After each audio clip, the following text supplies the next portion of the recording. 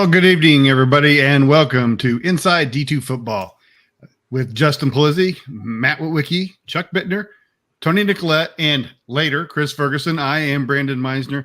Thank you very much for joining us tonight. We have a fun, fast show for you tonight. So on the show tonight, Emporia State, their victorious head coach, Garen Higgins, will join us to talk about the Hornets win over Northwest Missouri State.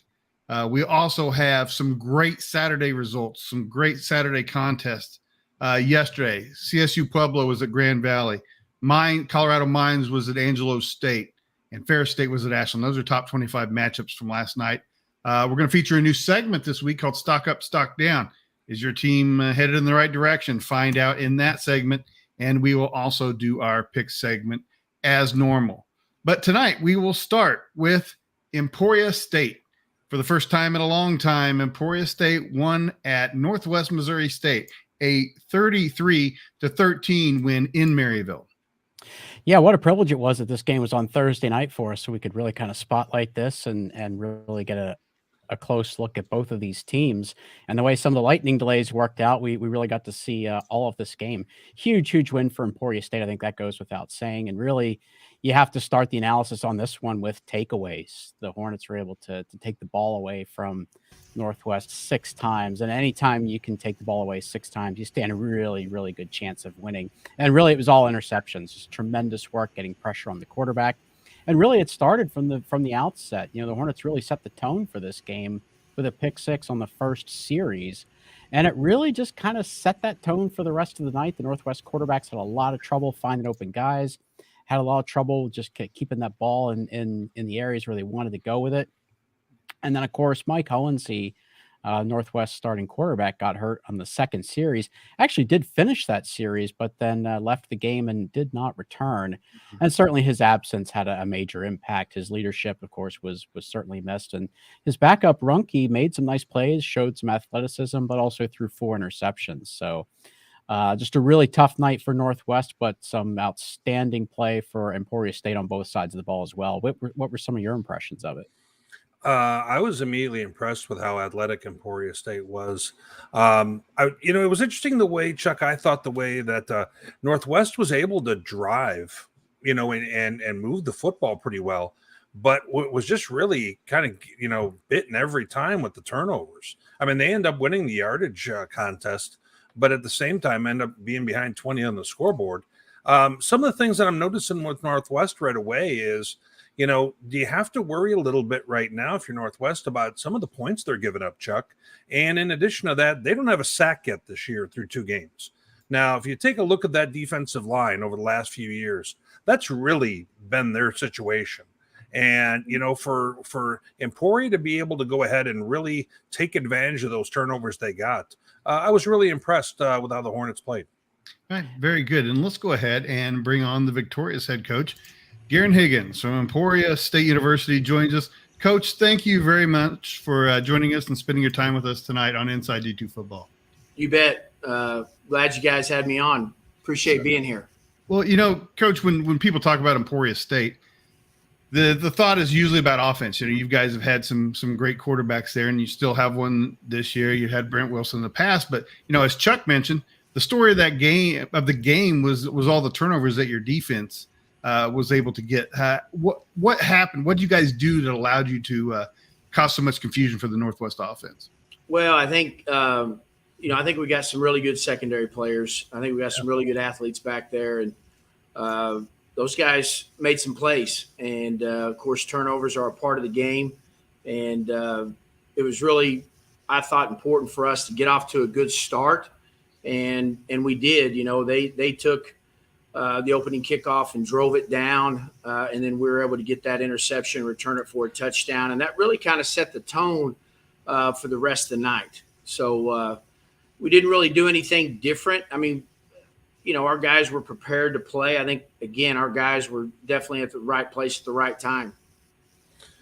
Coach, you guys had, a lot of us, I think, expected you guys to have success through the air against Northwestern. You had over 250 yards, 3 scores. But I was a little bit surprised that, Billy Ross Jr., I thought ran really hard, had over 100 yards rushing for you guys. Not something we always see against a good Bearcat defense. At the end of the game, I mean, didn't you kind of walk away thinking some of that same thing, Coach? No question. I mean, I can go back to all my years of playing Northwest, and I remember one year our leading rusher was the punter. We ran a fake punt, and he was the leading rusher with 17 yards. I think that's back in 2015, and we were a really good team in 2015 as well. But I thought we controlled the line of scrimmage. That's been something that we've really had a hard time against them. And Billy is a returning player for us from last year, really kind of busted on the scene last year for us and played really well.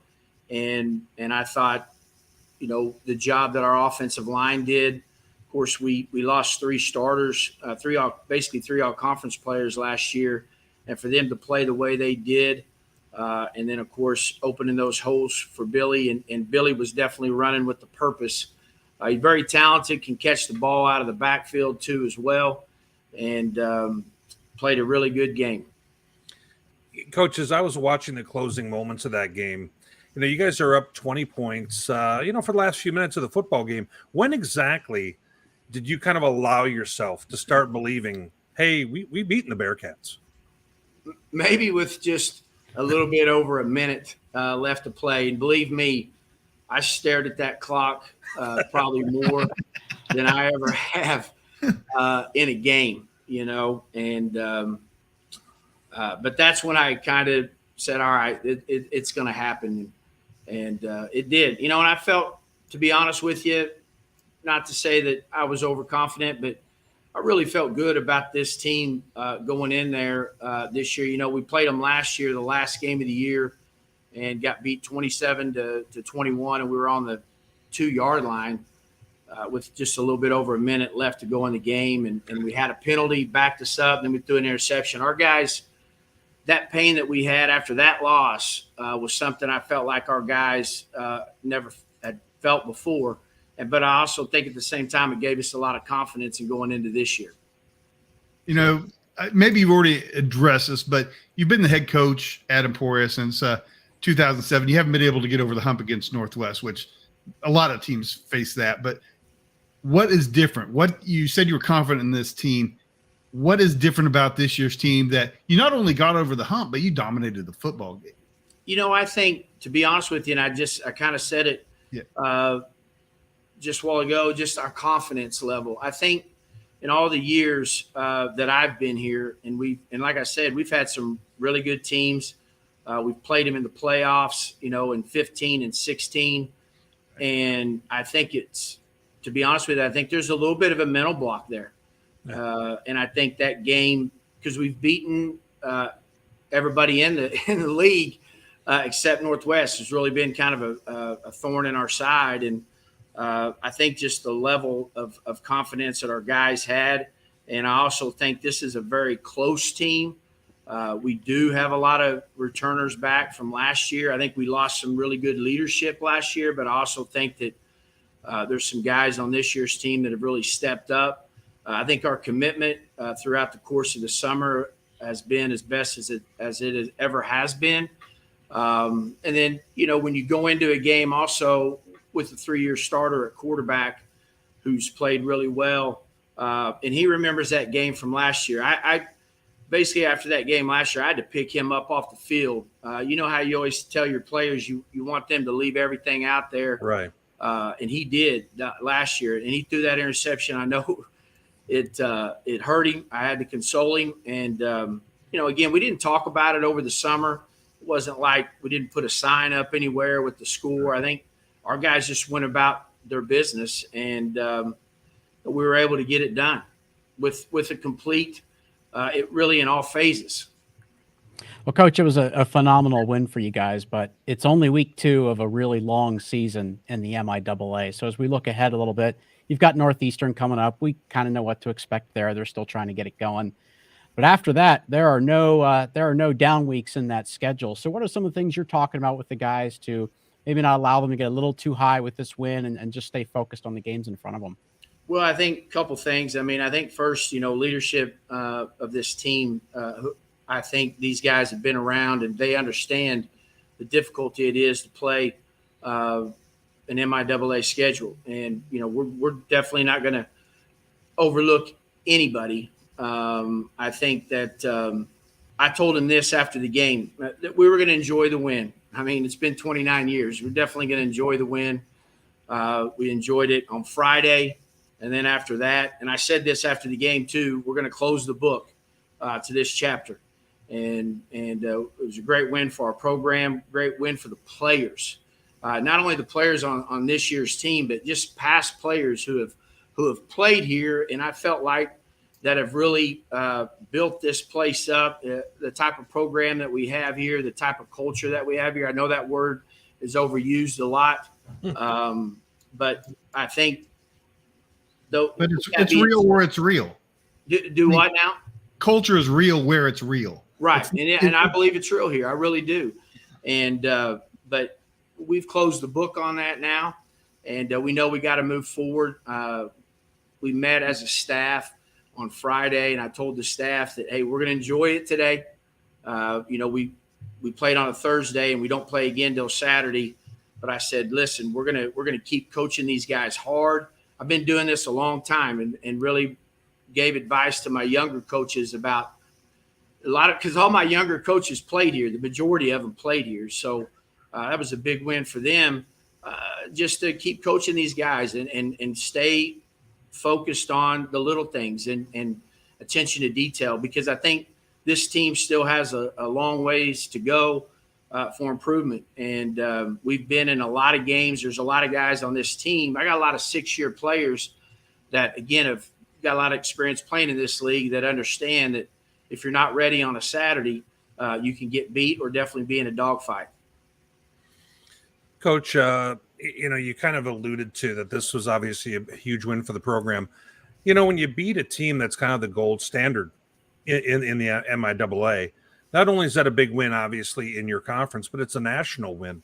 How do you think this changes your program, how you can recruit, how it's going to affect former football alums? What are your thoughts?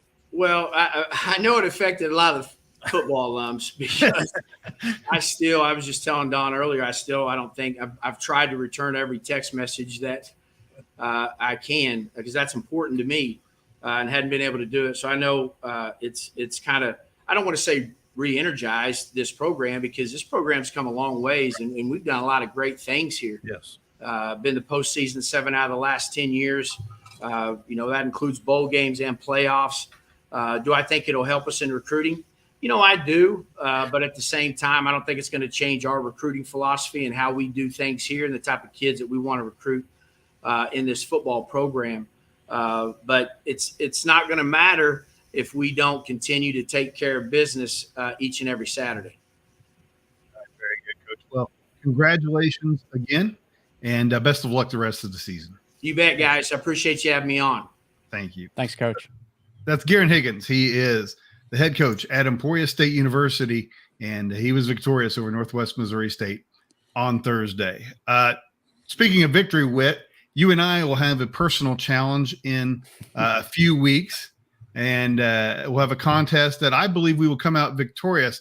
Having said that, the gauntlet has been thrown down in our eating contest by the owner of Boss's Pizza and Chicken. Check this out. I'm going to tell you, you have absolutely no chance to finish the pizza challenge. In fact, I have an extra 5 $100 bills on top of the normal prize. Oh, my. That I will pay if you and your partner finish the pizza in the allotted time. Oh, that's bulletin board material. I like it. Well, there you go, Whit. So he does not have confidence in our ability to chow down. Well, you know what, Brandon? Since he decided to get all chesty about this, I was practicing a little bit today while I was watching the Bears game, and I'm feeling pretty good about things. I'm not, trying to toot my horn, but toot. I think we're going to be good to go. Very good. So we're going to do that September 29th. I don't know what time yet, but that'll be when we do that. Pay-per-view. What's that? Pay-per-view. Pay-per-view. Yeah. Fantastic. Yeah. Who wants to watch Brandon throw up? Anyway, maybe we can get it on Flow Sports. We're putting it behind a paywall. Yes. Yes. So we will also be at the Augie and Sioux Falls game. It's not a place that I've ever been to a game before.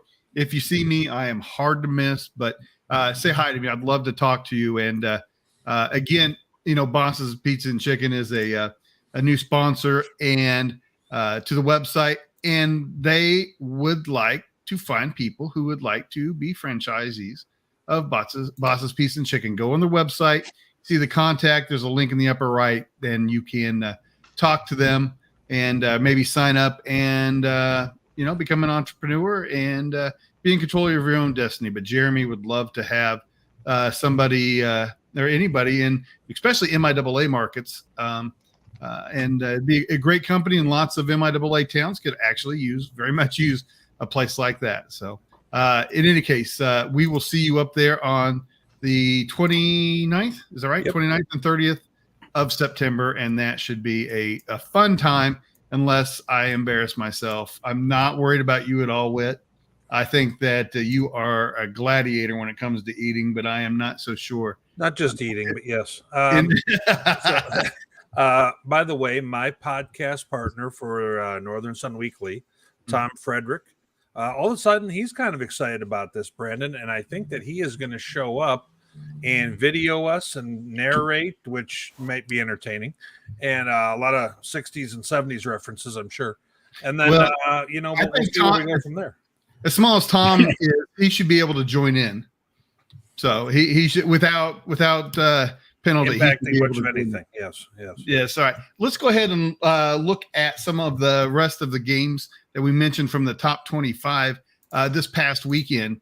Let's start on Saturday night. A fantastic game.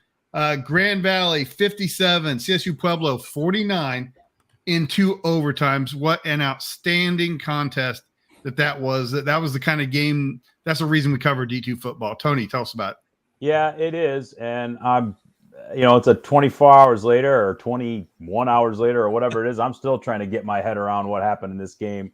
Grand Valley put the hammer down early. This was 21-0. Pueblo didn't have a first down until getting towards the middle part of the second quarter. And then all of a sudden, they broke a couple of plays, got helped out by a penalty extending a drive, and they got it to 21-7.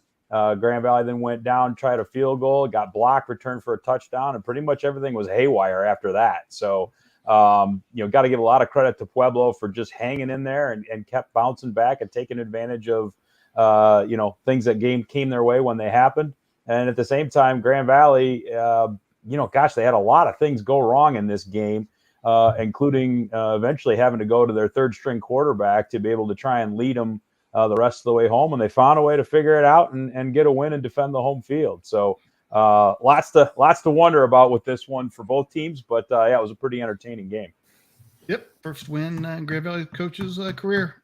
All right. Let's also look at Colorado Mines, a 31-21 win over Angelo State.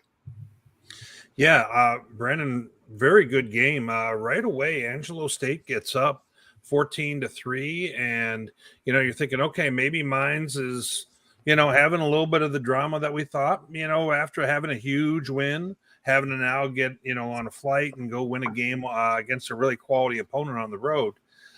Then as the game kind of continued, when Mines was within striking distance, I said to you, Brandon, Matoka's going to win this. Yep. And Matoka kind of took over. And with Angelo's offense kind of sputtered from there on forward, had a little bit of trouble in the passing game. And, Max McLeod hits a 84-yard bomb where he just ran away from everyone. And they're just a really, really resilient football team. Really impressive win. Those 2 wins start off the season. Ferris State won 38-28 at Ashland, but it was not easy, Tony. Yeah, this is the second straight week where the Bulldogs kind of had a little trouble getting out of the gate. They were down after one, trailed to the break, actually even trailed late into the third quarter. So, Ashland got its second straight week with a punt block and turned that into a touchdown in the first quarter. Malik Mitchell started this game for Ferris State, but Carson Gulker was the one who really did all the work in his time on the field, rushing for 138 yards and a couple scores and then throwing for 3 more. Xavier Wade did Xavier Wade things. Tyrese Hunt Thompson did Tyrese Hunt Thompson things. Former Bulldog Des Libertus actually had a nice game for Ashland. But, a lot of this for Ferris, too. 21 penalties for, I believe, a $193 in this game, which, we've seen that from them a couple times a year. And this was one of their instances where they just get flags thrown at them all night. And then the final game we'll look at in our top 25 in this segment, East Stroudsburg, a 13-12 win over IUP. And Chuck, describe the ending for us, please. We have video too. Well, I was at this game. It was the second leg of a doubleheader for me on Saturday. And, leading up to this, it was a tremendous defensive battle, but it's going to be remembered for what happens here right at the end. Bit of a fire drill. So IUP's down a single point here. And they actually try to just kind of take a knee right in the middle of the field to set up the game-winning field goal. Players on the field don't realize the clock is running and that they do not have a timeout. So now they're rushing the field goal unit onto the field. And as we're about to see here, clock expires. They did not get lined up, didn't get the snap off. Unforgivable mistake by the coaching staff and by the players alike. I think if you wind that back and look at it, when they take a knee, you start the 25-second clock. They had about the full 25 seconds on the game clock and failed to get a playoff. So it's just a massive error on the part of the whole sideline. And East Stroudsburg gets out of it with a very hard-earned win. I will say a win that they earned. They played a tremendous defensive football game. Got a little lucky there with IUP blowing it, but a very earned victory for ESU. All right, very good. Well, we'll talk, I'm sure, about some other results later in the show. Right now, we want to debut a new segment. We said we're going to call it Stock Up, Stock Down. Sometimes the stock market, you're feeling good. Sometimes you're not feeling so good. And tonight we're going to feature 5 teams that could either be heading up or down. We're going to start first with a stock up team, and that is Texas A&M Kingsville. By the way, guys, check out the new graphics from Brandon. I like this. Okay, so stock up Kingsville. You know what? One-sided win against, Colorado Mesa. Then they go ahead and beat a ranked West Georgia team. And pretty interesting contest in that, where they end up having just over 200 yards offense, but they got 4 picks and were able to kind of outlast the Wolves. So really nice start to the season for Kingsville here. We may start seeing them pop up in the rankings here, Brandon. All right, stock down. We've already talked about them, Northwest Missouri State. I think we kind of had to expect this a little bit, right? So stock down because, there's a chance they could have been 0-2 real easily here. But moving past that, looking at the fact that they have injuries, like quarterback position, who knows exactly what we have with the Hohensee situation. He didn't come back in that game. That doesn't bode well. Wide receiver injury, defensive back. They've got some of the best players in this football team who are hurt, which kind of puts them at risk a little bit for a program that's used to that being the standard, making the playoffs. All right. We've got some good news. The stock is up for Western Colorado. Yeah, the Mountaineers, we didn't really know what to think of them coming into the season because they were a good team last year, but had kind of trailed off from where they were at the end of the 2021 season. Not really looking like a top 25 team at the start of the year. Well, they're looking like a top 25 team now. They've got 2 very impressive wins so far on the season, both over Lone Star Conference teams.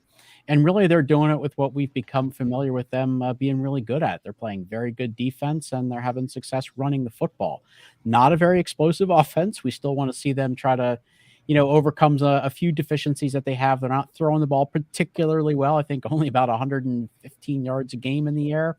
But they've got some running backs who are doing a good job on the ground, and they're playing very good defense. So we'll see when they get into conference play. Obviously, they're gonna need a heck of a defense to go up against Pueblo and Mines, but they're looking like a team that's up for the challenge. All right, a team that so far has not been quite up to the challenge, Limestone. Their stock is down. Yeah, stock's down in Gaffney right now. High expectations after first winning season and making the playoffs last year, and they've started out 0-2.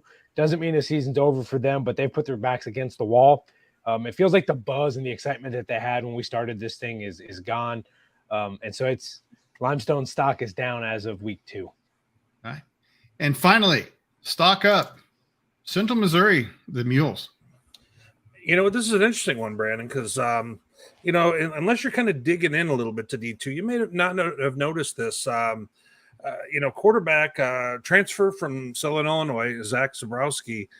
He's thrown for 400 yards each of the last 2 contests and 5 scores. Leads the NCAA in passing yard or in D2 in passing yards, and they're 2-0, obviously, with wins over a pretty steady Missouri Western squad. Who we're not going to say that that's a by any means a low level win, and Central Oklahoma, who I got to be honest, guys, I kind of thought that maybe that'd be a squad who would be competing for a playoff spot. They still made this year, but I think the Mules stock is definitely up. All right, very good. There's your stock up and stock down after week 2 of the Division II football season. We'll be right back. Just wanted to take this opportunity to thank those who've supported D2 football this year. D2 football is free, but it isn't cheap. Your support helps offset our expenses and allows us to expand our coverage. If you like what we're doing, please consider supporting us. Visit d2football.com/support. Or if you want to do it the old-fashioned way, click contact on the website to find our mailing address. But again, thank you for supporting D2 football. All right, let's look at a couple other news and notes from week 2 of the season. And really what we have is a bunch of good news, guys. Division II schools taking down FCS schools. Colorado Mesa beat San Diego.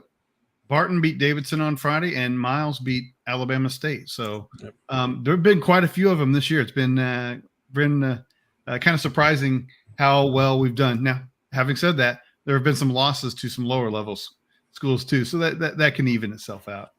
All right, let's go ahead and start looking at the pick'em from last week and see how we did.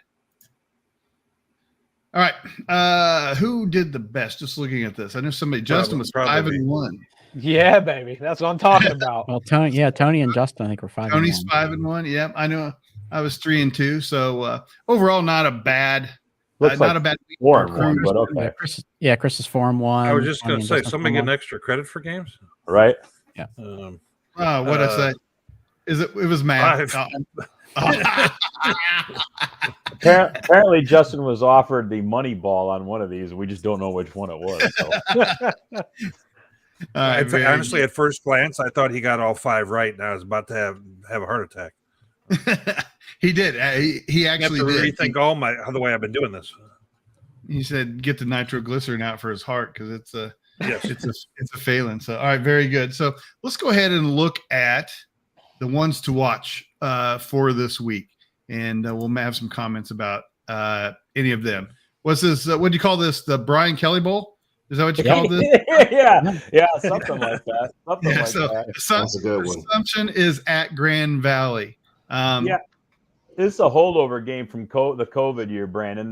They actually had this on the schedule and weren't able to play it, and Assumption wanted to honor the agreement, so this is when it fell. So, they're going to come in thinking they can win. I know that for a fact. I mean, they were a playoff team last year. They got a couple of quality wins so far, and Grand Valley just has not looked particularly crisp thus far. I mean, they've given up 80 points in 2 games. It took them until Game 7 to give up 80 points last year. So, and we don't know what the health of Avery Moore or Cade Peterson's going to be. So, it could be Alex Tolley or somebody else on the bench that's running the offense for the Lakers.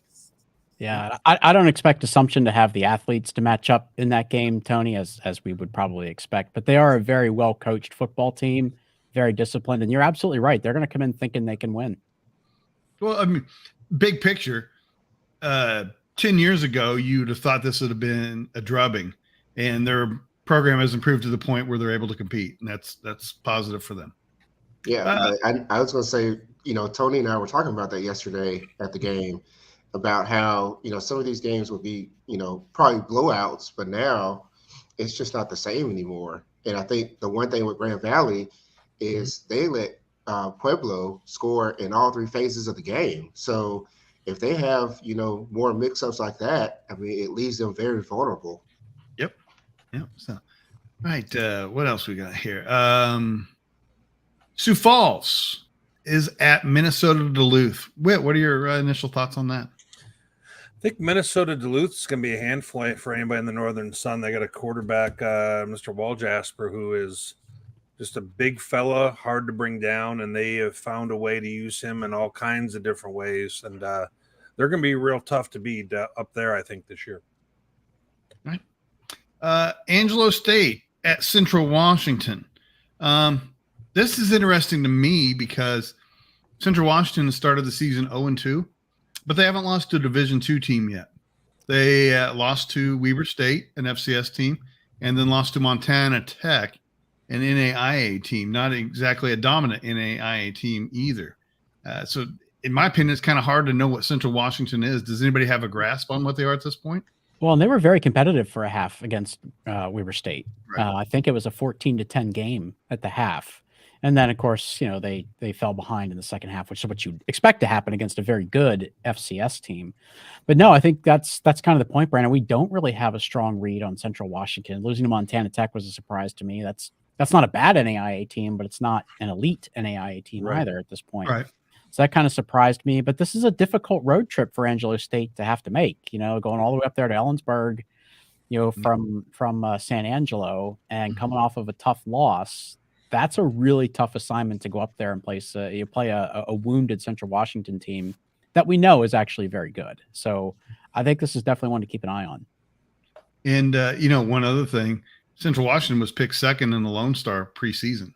Right. So if they're, see, every season's its own thing, but maybe it will be an easy road for Angelo if Central Washington isn't what everybody thought they were. The next game, Kaiser, an NAIA team, an extremely good NAIA team, is at Valdosta State. Whit, you are by far our NAIA expert. Tell us about this one. Well, Kaiser just won at Lindsey Wilson, who's like a top 5, top 10 NAIA program. And Kaiser was up big in that game, to be real frank. Now, they lost to Mississippi College 17-14 first game of the year. But Kaiser, everything I've seen, they've been better than worse this year, and they're in the top 5 right now in the NAIA and gave Valdosta everything they could handle last year. I think Valdosta's gotten better defensively. They've had a chance to kind of reload a bit. And it's interesting offensively, no Ivory Durham, but they do seem to have a whole lot of weapons at wideout and some playmakers. So I'm interested to see how that one turns out, in that kind of cross game that we have. Right. And finally, Southern Arkansas is at Ouachita Baptist. Extremely interesting game in the GAC. Right. Yeah, I think, Brandon, when I look at this one, Southern Arkansas's offense is pretty potent. And I'm interested to see Ouachita play a little more solid opponent this season. And I think they're going to get it here. I think there's going to be a lot of eyes on this ball game. Northwestern Oklahoma, who they beat the other day, hasn't quite been the same since Higgins left. No. So, all right. Very good. All right. So those are the ones to watch this week. And let's go ahead and move to the Pick'em segment of the show. This week, our Pick'em will be West Florida at Florida A&M. Shepherd is at California. Saginaw Valley will travel to Truman State. CSU Pueblo is at Western Colorado. And Ferris State is at Montana. Let's take them in order. And Justin, you get to pick first. Who will win between West Florida and Florida A&M? So I think West Florida, they're playing well right now, 2-0, new coaching staff. I don't know if that's going to be enough at Florida A&M. So I'm going to take Florida A&M. Okay. And I will take Florida A&M as well. Chuck. I think West Florida hasn't really shown their full hand yet. They are 2-0 against teams that they really kind of overwhelmed talent-wise. I think the final in both of their games was 35-3. And I think maybe they haven't really shown their full hand yet. So, obviously going up against an FCS team, this is where you have to show what you've got. But I think FAMU's pretty good, and I think this is a very difficult assignment for West Florida right now. So I'm going to go with FAMU. Okay. Whit. I kind of went going back and forth on this one. I really like some of the things that West Florida's doing. You really haven't seen much of a bump here since the change in regime and so forth, but they also haven't seen an opponent anywhere near this one yet. I think FAMU is a pretty solid FCS team. And I'm going to take FAMU here. Okay. Tony. Yeah, logically, guys, I'm kind of in line with everybody else. Hard to really think it's particularly viable for West Florida, particularly with a new staff and all the changeover that they had to go into an FCS building and get a win. But you guys have all taken Florida A&M so far, so I'm just going to take West Florida just to be a nut. Oh man, we could have been on their bulletin board if not for that, Tony. K-Ferg, what you got? Yeah, Florida A&M took South Florida. They played them pretty close. Yes, they did. And I did like, what I saw to that. They have quite a bit of experience on offense in particular. So even if this gets into a bit of a track meet, I think that, Florida A&M should have some depth to kind of wear West Florida down a little bit. So I'm going to go with FAMU. I think that's a good choice. All right. Our second game of the week, Shepherd at 2-0 will play at California. Guys, I believe that California will come out with a win in this one. I am picking the Vulcans. Chuck, you're next. Shepherd's not really inspiring a ton of confidence right now because they struggled with Southern Connecticut State. They were, a few plays away from losing that one at home. Didn't have a great game at Edinburgh this past weekend, but I'm going to go with them anyway. I think learning while you're winning is a lot better than learning while you're losing. And I think that they are learning. I do think that they're getting better. Okay. California coming off a pretty remarkable come from behind win in the fourth quarter over Kutztown last week. So huge result for them, but I'm going to go with the Rams. Okay. Matt Witwicky. Some folks in the comments had asked, why Shepherd wasn't on the stock up, stock down type thing, the stock down. Well, they were kind of the original stock down a week ago when I talked about them, but Right. they have not given me much faith right now. I think they just need to play better football and have not shown it yet. They've been in really tight games at half against teams that they shouldn't be in tight games with, to be honest. And so I got Cal here. Okay. Tony. Yeah, boy, this one I sat and scratched my head over this one for quite a while, and I think I'm with Witt on this one. I for some reason I just think the Vulcans are going to come in and smell a little blood here and figure out a way to show that Shepherd maybe just isn't quite where they have been the last couple of years. And again, we talked about Witt did a great job last week talking about how they just lost so much that has gotten NFL looks and whatever else. It's just hard to replace that, especially in the early going of the season. So I like the Vulcans. Okay. Chris, what do you got for us? I'm kind of in the same boat. I think that Shepherd is a little wounded right now, and they're just getting by. And I think that Cal is going to be the one to kind of give them that first loss this year. Okay. And Justin. Yeah, I'm pretty much in agreement with what you guys are saying. I mean, I think it's hard when you lose that many guys, particularly the NFL and graduation, that it's hard to come in there, replace them, but then also in a tight game, perform at an elite level. So I think Cal's going to give them the first loss of the year. So, okay. Very, very interesting. Our third game this week, Saginaw Valley is at Truman State. Chuck, get us started.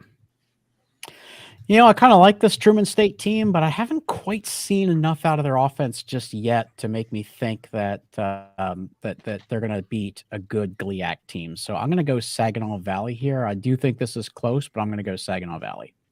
Okay. Matt Witwicky.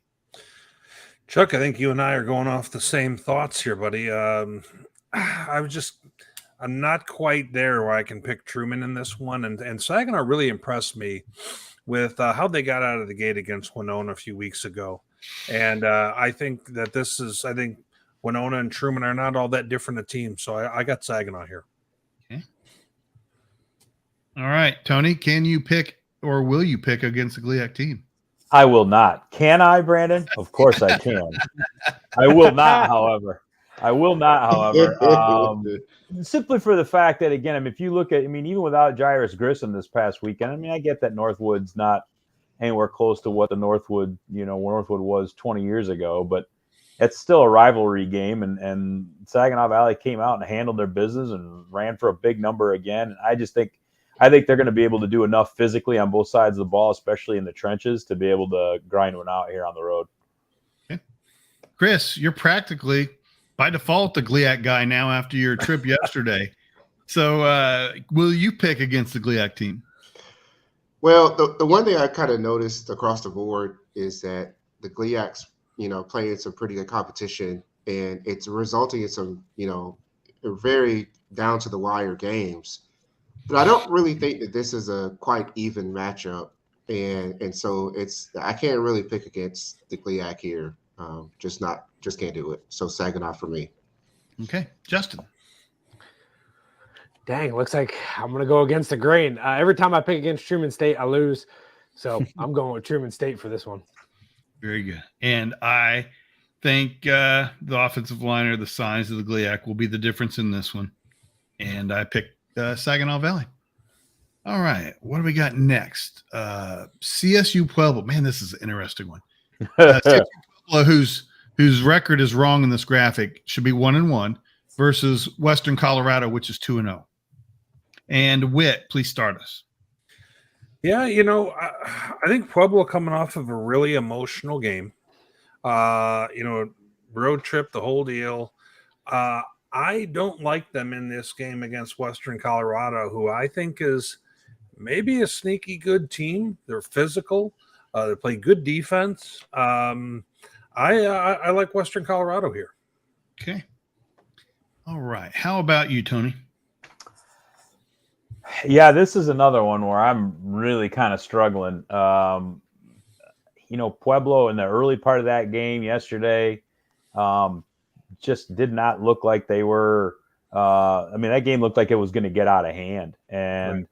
But they found a way to kind of hang in there. They found a couple things that worked. They kept pressing that button until Grand Valley tried to do something about it, which in a lot of cases maybe they didn't.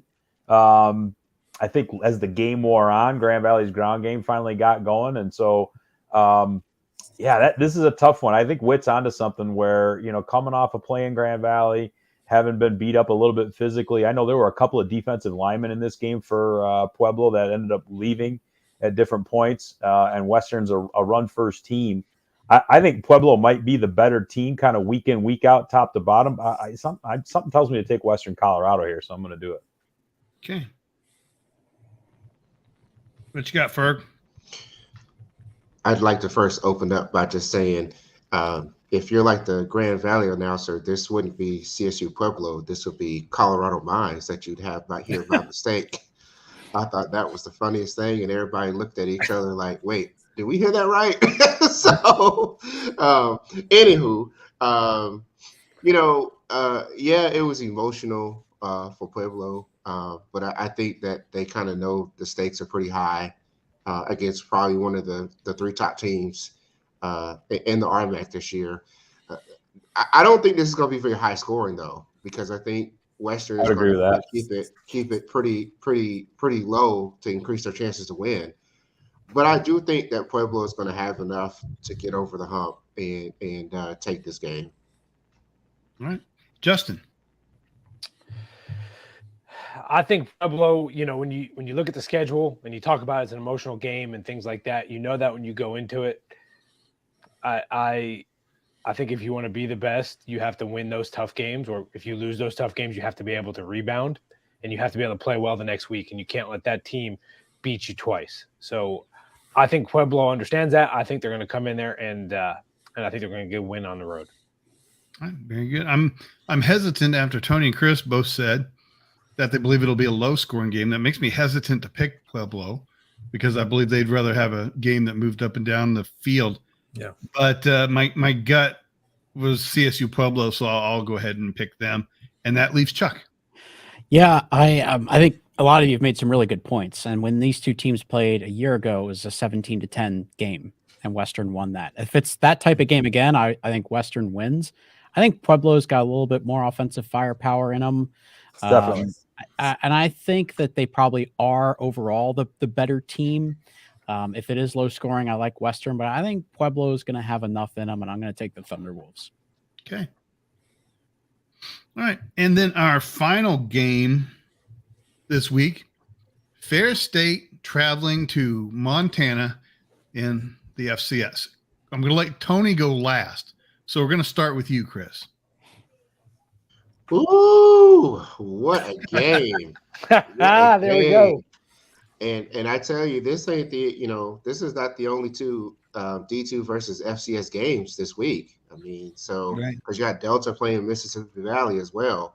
Delta's going to win that one, though, aren't they? Well, that's the reason why they're not on here, right? Yeah. I mean, I think that would be a clean sweep on here. But man, I was reading an article about this game and how, Ferris is just not any D2 team to go to Montana. And Montana's a really, really tough place to play. I mean, it's probably going to be a larger crowd than, Ferris sees, the last couple of years, actually. And I'm a little worried about the volume of penalties that Ferris seems to drag up because, a team like this can really make you pay. I really want to go with Ferris, but I don't think I'm bold enough to go with Ferris. So I'm going to stick with Montana and the home team. All right. Justin, who do you have? Montana. Okay. Montana. All right. I think that of all the teams in Division II that I can remember and the style of play, I think Ferris State has the best chance to go beat a very good FCS team because of the way they're constructed. Because of that, I am going to pick the Bulldogs to come away with what would be an upset, but I believe Ferris State can pull this off. Chuck, what about you? This is actually one of the games where I'm just not going to overanalyze it because I really just want to see how do they match up.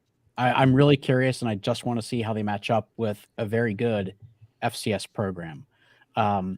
I think Montana wins. They are a good program. This is one of the toughest environments to go into, and even for an FCS team. Right. So I'm going to take Montana, but really I'm just going into this completely curious, and I want to see how well Ferris can match up with them. Okay. Because I do think they can compete. Absolutely. Whit. Well, I did notice that our friend Massey, the computer ranking, has Ferris getting 12 points in this one. They got the Grizz kind of having their way with them. Well, once again, Massey's got it all wrong. The Grizz are going to throw on the tape, and they're going to take a look at Ferris State. They're going to look at this offense, and their defensive coordinator is going to look around the room and go, "We got our hands full, boys." And I think the speed of Ferris, I think the experience and execution that they've shown in big games offensively is going to surprise Montana. So when you're watching the ticker and all of a sudden it's 17-0 Ferris, you heard it here first. All right. And Tony, you get the last word. So it's this tonight's sign that the apocalypse is upon us. I agree with Whit. I look, guys, Montana, everybody knows about that stadium and about the Grizz, and it's a big deal, and their fans show up, and it's crazy, and I get all of that.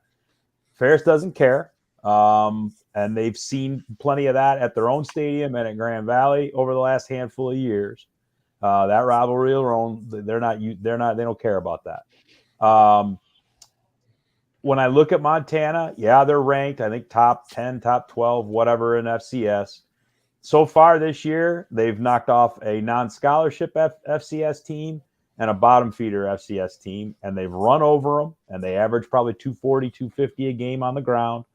I think that'll be a challenge for Ferris, is to slow down that ground game.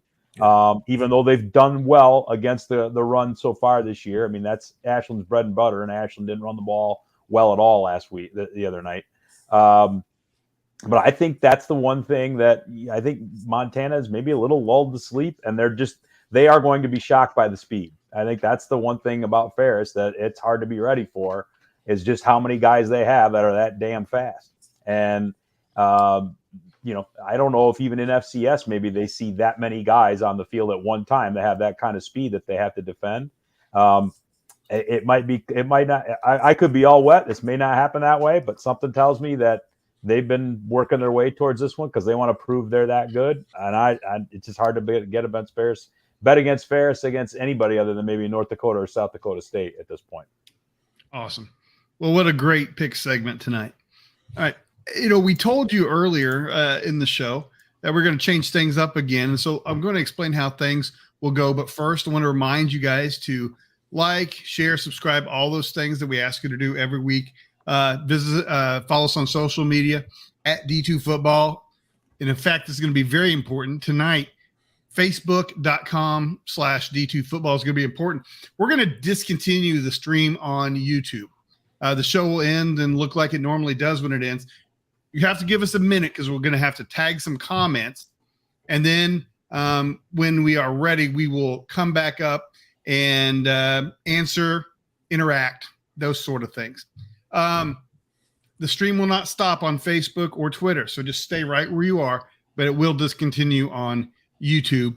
And again, we will come back and answer your comments, questions, and I'll be here as long as it takes. Some of us might need to head out, but again, wanted to thank KSNT, GVSU Athletics, Garen Higgins and Don Wiest for their work. Also want to thank Emporia State Athletics.